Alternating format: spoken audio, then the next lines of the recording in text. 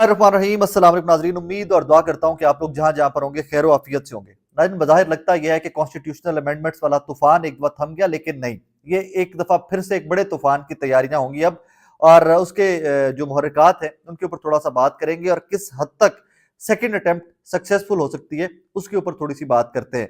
और ये लड़ाई कहाँ कहाँ की है और कितनी दूर जा सकती है, जो पहले एक शोशा छोड़ा गया था ना मार्केट में कि हुकूमत जा सकती है, तो जरा इन सारे प्रोस्पेक्ट्स पे, इन सारे एंगल्स पे, डिफरेंट पे बात करते हैं इस ब्लॉग के अंदर।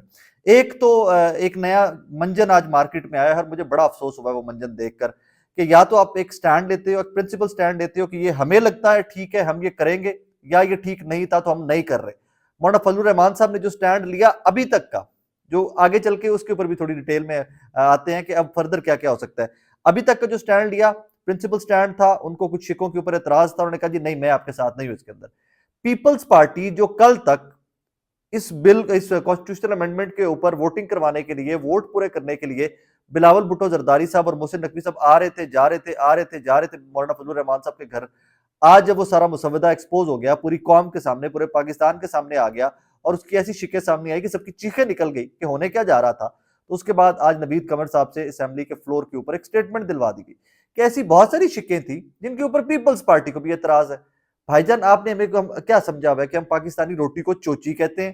कि आपको इतराज भी था, आप वो मुसवदा छुपा कर वोटिंग भी करवा रहे थे, आप वोट पूरा भी कर रहे थे, और उसमें आपकी डेली की दौड़े लगी हुई थी, आना जाना, आप हैप्पी डेमोक्रेसी डे भी कर रहे थे, आप विक्ट्री के निशान भी सारे बना रहे थे जो पार्लियामेंटेरियंस है, और आप एंड में कहते हो कि पीपल्स पार्टी को भी रिजर्वेशन थी, कुछ एतराजात थे।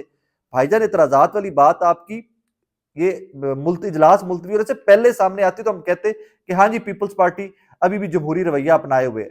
आपने तो पूरा ऑल इन गए, आप ऑल आउट गए, आप लोग तो सारा कुछ जो था स्टेक के ऊपर लगाया आपने। वो मौलाना साथ नहीं चले, नंबर गेम पूरी नहीं हुई, वोटिंग नहीं हो सकी, तरमीम नहीं हो सकी, अब आपने जमहूरी होने का भी एक ढोंग साथ रचा दिया पीपल्स पार्टी ने भी।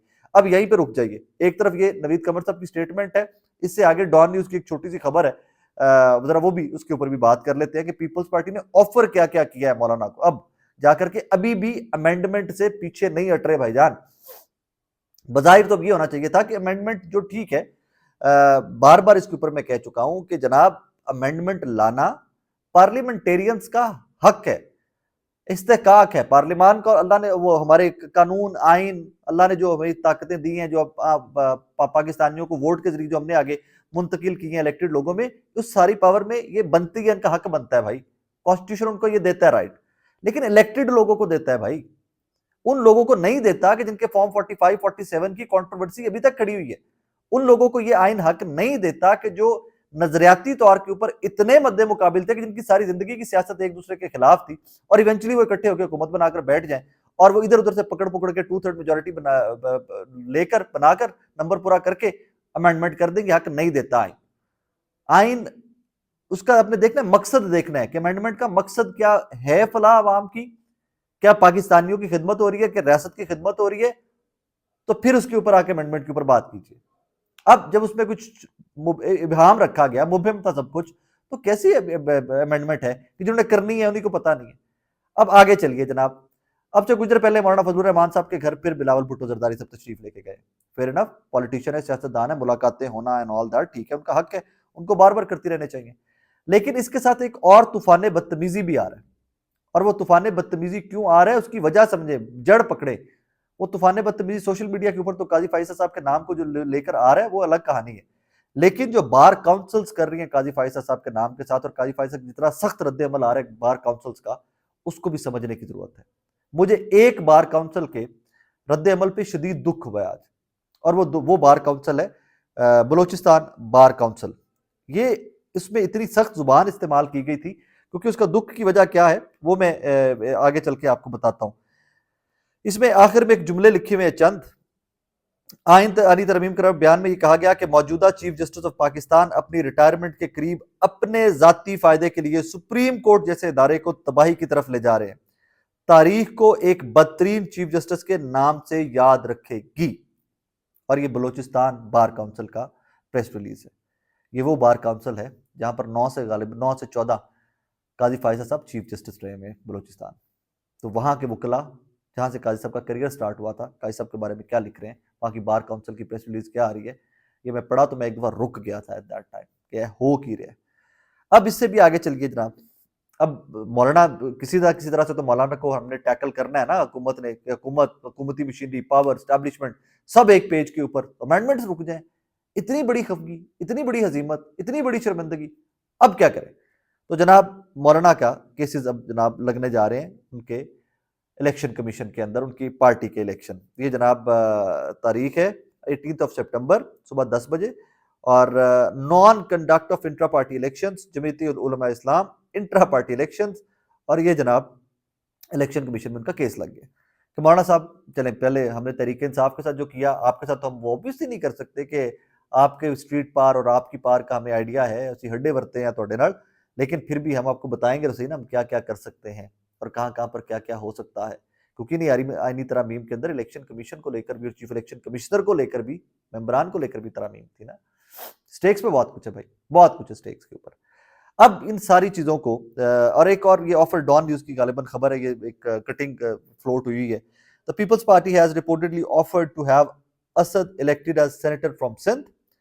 Sources close to Balochistan lawmakers confided that Interior Minister Mohsin Naqvi has offered the JUIF chief the slot of Balochistan chief minister in return for his support, as well as the possibility that Asad Mahmood could become an MPA from the province.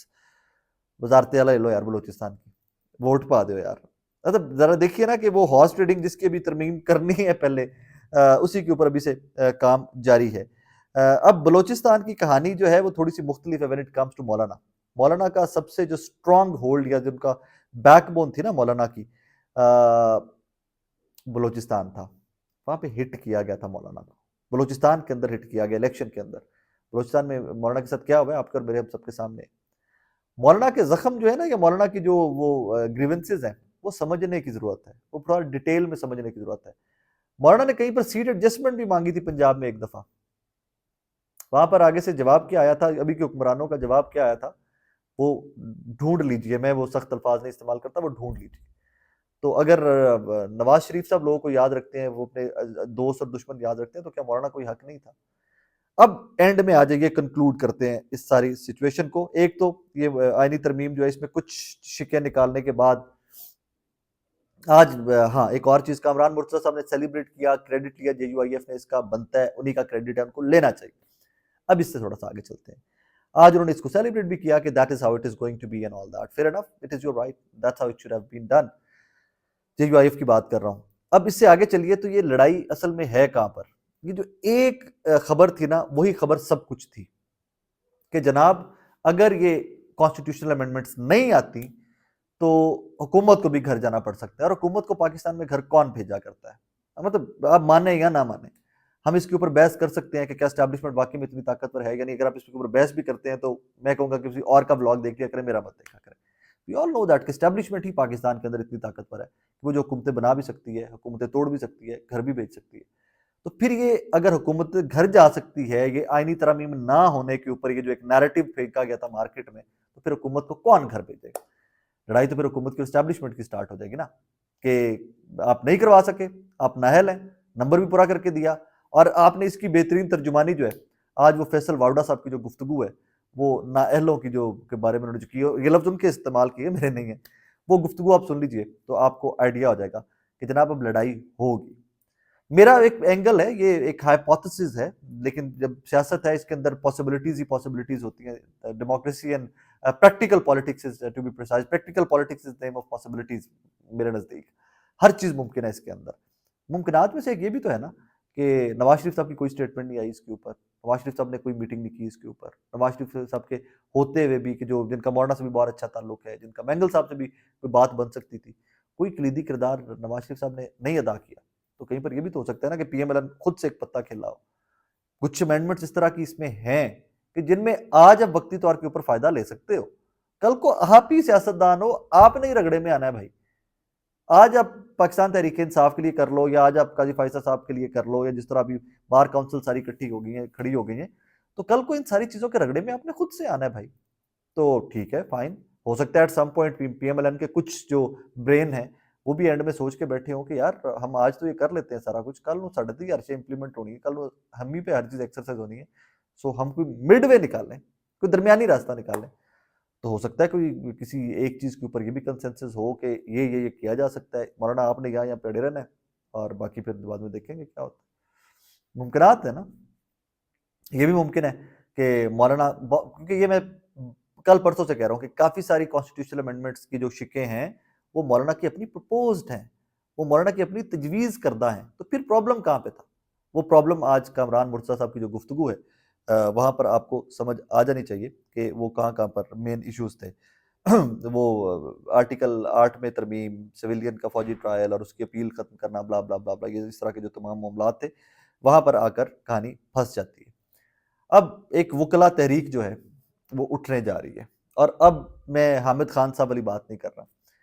Lahore bar council भी जो है उसने भी वकला को इकट्ठे कर लिया इन डे और टू, एग्जैक्ट डेट मैं आपको बता देता हूँ। वो भी जनाब इकट्ठे करने जा रहे हैं और वो भी इसका लाया अमल बनाने जा रहे हैं कि जनाबे वाला हमें अब आगे से निकलना होगा। कल सुबह जुमेरात, हाँ जुमेरात को सुबह 11 बजे लाहौर में जनाब ऑल पाकिस्तान वकला नुमाइंदा कन्वेंशन मुनक्किद किया जा रहा है, जहाँ पर डिसाइड किया जाएगा कि अब वे आउट क्या लेना है। इसमें बहस एक ज़रूर है कि ये क्या मंसूर अली शाह साहब ही प्रायोरिटी क्यों होने चाहिए, या काजी फाइसा साहब क्यों नहीं होने चाहिए। ठीक है, बनती है बहस, फाइन, अब उनके फैसलों के ऊपर आप तनकीद कर सकते हैं, ठीक है। प्रॉब्लम ये है कि सिर्फ काजी फाइसा साहब ही के लिए क्यों हो रहा है सारा कुछ। मंसूर अली शाह साहब भी चीफ जस्टिस बनते, जज हैं, बड़े सीनियर जज हैं, पढ़े लिखे आदमी हैं, just like rest of the जजेस, he is one of them. एक पहले से प्रिंसिपल मौजूद है सीनियरिटी का, तो फिर कॉन्स्टिट्यूशनल अदालतें लाकर सारे, और फिर वो ये स्पेस क्रिएट करना कि जी इंप्रेशन ये जाना कि काजी फाइसा साहब के लिए हैं। जब आप ये सब कुछ काजी साहब के लिए कर सकते हैं तो फिर अवाम भी अपना रिएक्शन ही देगी ना उसके ऊपर, फिर रिएक्शन भी काजी साहब को सामने रख के आएगा। इसके ऊपर गेट अगेन अबाउट टाइम कि काजी फाइसा साहब खुद से सोचे कि भाईजान मैं तारीख में क्या नाम छोड़ के जाना चाहता हूँ। ये उनको सोचना पड़ेगा, आज भी सोचना पड़ेगा, कल भी सोचना पड़ेगा, इवेंचुअली काजी साहब को ये सोचना पड़ेगा कि जनाब मैं तारीख में किस नाम से याद रखा जाना चाहता हूँ और मैं क्या तारीख छोड़ के जाना चाहता हूँ। It's as simple is that. इसमें कुछ नहीं है फर्दर इसमें, क्योंकि जितनी ये कंट्रोवर्शियल हो गए काजी फाइसा साहब, उनको चीफ जस्टिस की वजह से, खुदा की कसम अगर मैं होता तो मैं तो खुद रिजाइन करता। मैं कहता यार मेरे नाम पे ना मत करोगे, और तुम्हारी अपनी सियासी लड़ाई है लड़ो, मेरे नाम पे नहीं होगी भाई, नो आई एम गोइंग। लेकिन काजी साहब अभी डटे हुए हैं, खामोश हैं और बिल्कुल डटे हुए हैं, और लेट्स सी व्हाट हैपेंस। बहरहाल बड़ी ही इंटरेस्टिंग सिचुएशन है, लड़ाई होगी, खुलकर होगी, और अब लड़ाई चल रही है। कंक्लूड कहाँ पे होती है इसका इंतजार करते हैं। अपना ख्याल रखिएगा, अल्लाह हाफिज़।